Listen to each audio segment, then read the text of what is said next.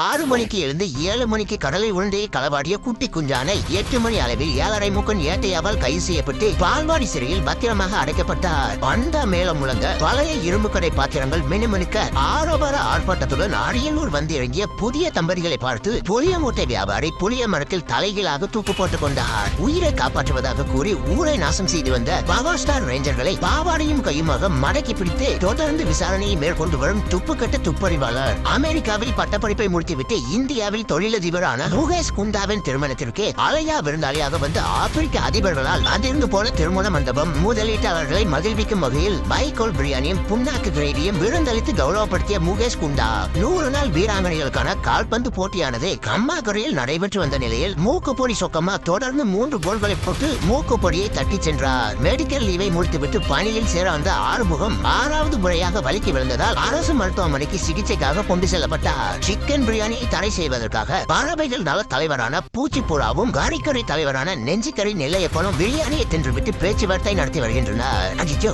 Video முடிஞ்சிருச்சு. அடுத்தது லைக்க கப்பான உள்ள வச்சுட்டு படுத்துக்கொள்வோம். படத்தை அமர்த்தி விட்டுருவானா மறந்துடாம லைக்க போட்டு தூங்க.